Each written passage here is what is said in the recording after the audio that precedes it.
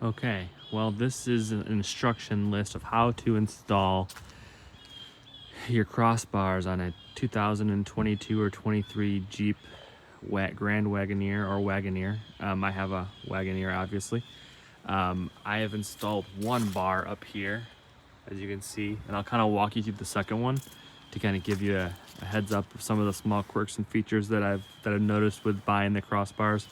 I'll also put a link to the OEM part number in the description. But walking over here, here are the crossbars that you get. So obviously I've installed one. You'll get two in the pack. Pardon me for not having it zoomed in here. But essentially you get your bars similar to this. And I was a little bit confused because they're not wide enough to go across the car until I realized that these things here actually flip around and you'll hear it click.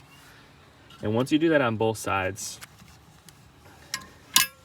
the best practice is also to loosen up these screws here so that the crossbars can spread out a little bit. And then the package also comes with hardware to install in the top bars. So moving over to the top bars here, I'll kind of show you what I have complete, which is this one here. And they're in some screws in the side here. And then this is all tightened down, of course. But if you look on this side, I don't know if you can see that, there's two little plastic rivets.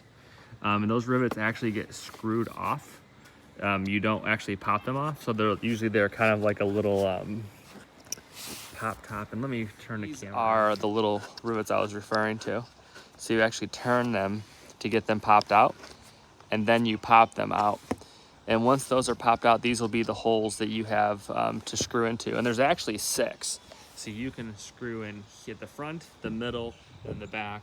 For my particular bar, I only need to do the front and the middle. And obviously we don't have 3 crossbars, so a little bit of overkill.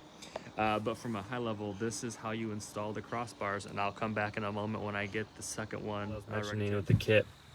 The kit comes with some hardware. Obviously it's a T9 fitting. I'm not sure what size specifically. These are what the little end caps look like that come out of the rails on the top of the roof.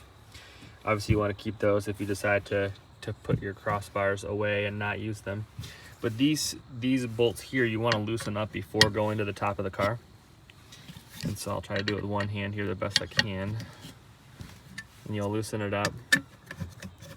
And then now you can articulate this a little bit further so it can spread out. We'll do the other side.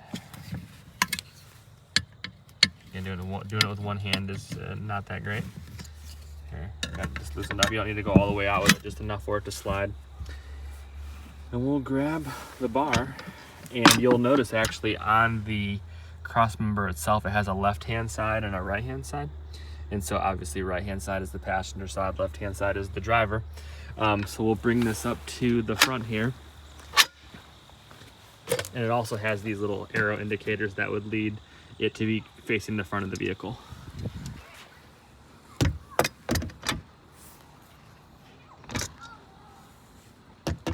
You'll bring it over. As you can see, you have to line up with the holes on both sides.